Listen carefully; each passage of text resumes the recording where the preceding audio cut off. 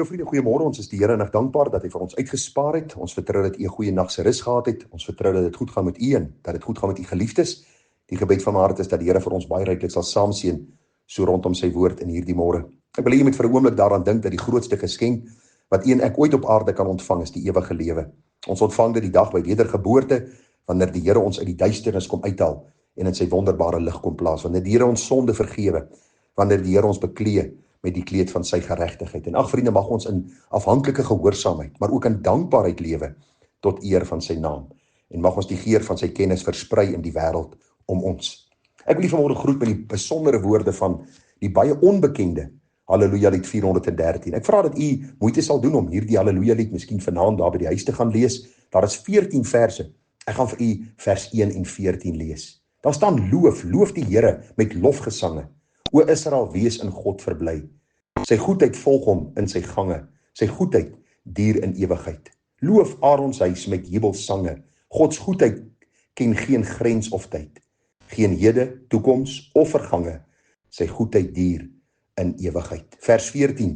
U is my God, al my verlange. U prys ek om u majesteit. My God, u loof my lofgesange van nou af tot in ewigheid. Loof almal saam met jubelsange. Gods goedheid ken geen grens of tyd. Geen hede, toekoms of vergange. Sy goedheid duur in ewigheid. En ons kan ja en amen sê op hierdie pragtige lied en eer ons die Here dat ons hom kan loof en prys. Want die Here is goed, sy goedertierenheid ken geen einde nie. Vriende, ons gaan vanmôre by 'n baie besondere gedeelte in die Bybel stil staan. Dit kom daar uit Sagaria, die 14de hoofstuk. Ek gaan vir u 2 verse lees, dan praat ons oor die tema teen die aand sal dit lig word. Sagaria 14 vers 6, en in die dag sal daar geen lig wees nie, die sterre sal duister wees, en dit sal 'n enige dag wees, wat aan die Here bekend is, geen dag en geen nag nie, maar teen die aand sal dit lig word. 'n Baie besondere gedeelte in die boek Sagaria, en as u die boek Sagaria bestudeer, sal u sien, dit praat van die koms van ons dierbare Here Jesus Christus, waar hy sy voet op die Olyfberg wil sit, en waar die Here self saam met sy heilige sal kom, om dan te regeer. Nou daar is verskillende sieninge oor die eindtye en ek wil nie te veel vanmôre daarop ingaan nie, maar wat ek vir u vanmôre wil kom sê is, hierdie besondere profesie gaan oor dat die heerlikheid van Christus lig na hierdie wêreld sal bring. Die Bybel sê maar teer die aand sal dit lig word. En wat wil Sagaria vir ons kom leer? Ek wil dit tweeledig met u deel vanmôre. In die eerste plek, vriende, wil ons kyk na hierdie aardse, die tydelike, dit wat ons vandag beleef. U sal met my saamstem dat Suid-Afrika en die res van die wêreld in chaos gehul is. Dis nie net in Suid-Afrika waar ons lees van bedrog, korrupsie, leuns, moord, doodslag, kinderontvoering, en al die boosheid wat ons elke dag van lees en van hoor nie. Dit is letterlik asof ons in 'n oorlog getuisterde gebied bly, waar ons meer mense aan die dood afstaan in 'n jaar as in plekke waar daar werklike oorlog tans aan die gang is. Ons beleef 'n geweldige donker tyd in Suid-Afrika. Maar vriende, ook so in die res van die wêreld. Gaan lees hoe gaan dit daar in Europa, plekke soos Engeland, Parys, verskillende plekke. Ons sien hoe die goddeloosheid besig om oor te spoel oor hierdie plekke, plekke wat voorheen bekend gestaan het as Christelike lande, waar herlewing plaasgevind het en waar God se Heilige Gees op 'n besondere manier uitgestort het en honderde duisende siele by die kruis uitgebring het. Ons sien hierdie boosheid besig om oor hierdie wêreld te spoel en ons sien hoe die goddeloosheid eskaleer. En vriende, kan ons vanmôre sê dat dit duister en donker is in hierdie wêreld.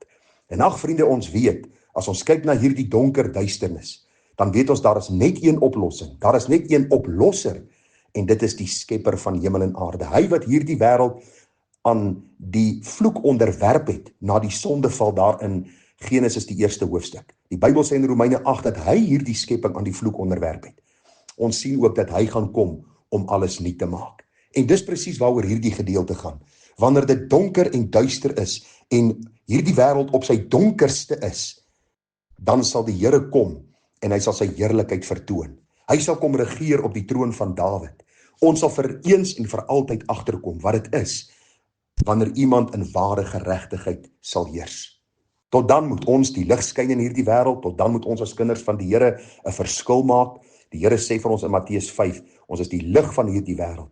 'n Stad wat bo op 'n berg gebou is, kan nie weggesteek word nie. 'n Mens steek ook nie 'n lamp op en sit dit onder 'n maatemmer nie. Vir nou is ons hierdie ou liggie wat skyn. Maar die son van geregtigheid, Christus self sal kom en hy sal 'n einde bring aan hierdie stikduister donker toestand in hierdie wêreld. Wanneer hy gaan kom om te regeer vir 1000 jaar op die troon van Dawid, en dan, sê die Bybel, gaan hy einde maak aan hierdie huidige hemel en aarde, en volgens Openbaring 21 en 22 'n nuwe hemel en 'n nuwe aarde vestig waarop geregtigheid woon. Maar vriende, die tweede toepassing, wat baie duidelik ook na vore kom, is my en jou lewe op hierdie aarde. Soos u weet, vriende, word ons gebore om dan te sterwe. Ons lewe om te sterwe. Ons weet nie wanneer ons sterfdag is nie. Ons het ons geboortedag. Ons dank die Here dat die Here vir ons lewe en asem gee, dat hy ons lewe in stand hou. En daar is sommige mense wat sterf op 10, sommige op 15, en sommige op 30, en sommige op 70, en party mense op 80 en 90, en dan ook nog ouer. Maar dit is die gedagte wat na vore kom. As jy sterf sonder die Here, sal jy vir ewig die duisternis tegemoet gaan. Sal jy vir ewig in die duisternis van God se oordeel jouself bevind. Die plek waar die Bybel sê, waar die vuur nie uitgeblus word, en waar die wurm nie sterf nie.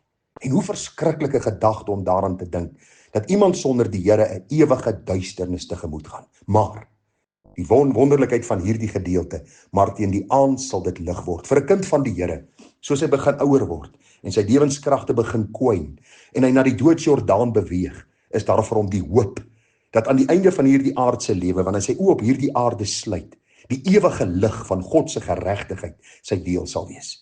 Die Here sê vir die rower aan die kruis, vandag sal jy saam met my in die paradys wees. Ons lees toe die arme man gesterf het daar in Lukas, die 16de hoofstuk, die man Lazarus, toe hy sterf, hierdie arme man, sê die Bybel, toe hy sy oë oopmaak, was dit aan die boesem van Abraham, in die teenwoordigheid van die Here. En ag vriende, dis die kosbaarheid van hierdie gedeelte, wat ons ook pas saam gelees het. Vir 'n kind van die Here is hierdie die slegste lewe. Dis die lewe van stryd en beproewinge en versoekinge, en kan ons maar sê, dit is die duisternis wat ons nou ervaar. Maar na ons lewe op aarde, sal ons in die ewige lig van Christus se geregtigheid wees. Ons sal in sy teenwoordigheid wees, waar geen duisternis ooit sal wees nie, waar geen sonde en droefheid en hartseer en pyn sal wees nie. Die Here sê vir ons in Johannes 14, laat julle hart nie ontstel word nie, glo in God, glo ook in my, en jy is my Vader, is daar baie woninge, en ek gaan hom vir julle plek te berei. Hoe wonderlik om te weet, vriende, dat teen die aand sal dit lig word. Vir 'n kind van die Here is die dood eintlik maar die stap in die lig. Dit is die verlaat van hierdie aardse bestaan van die dood, waar elke dorp 'n begrafplaas het, na die ewige lewe, waar geen dood en geen hartseer en geen siekte en geen pyn ooit weer sal wees nie. Geen sonde, geen beproewinge, geen stryd nie. En mag u en ek vanmôre bemoedig word. Teen die aand sal dit lig word. In die eerste plek vir hierdie wêreld, die Here sal sy heerlikheid kom vestig vir tyd en ewigheid. En vir ons, as ons sterf op hierdie aarde, sal ons nie in duisternis ons ewige bestaan voortsit nie, maar in die lig van God se heerlikheid. Ag vriende, wat 'n wonderlike vertroosting. Mag u en ek versterk word met hierdie woorde. Teen die aand sal dit lig word. En mag ons uitsien na daardie groot en deurligte dag, wanneer ons die Here in sy heerlikheid sal sien, soos hy is. Groete vir u, mooi dagie verder. Tada.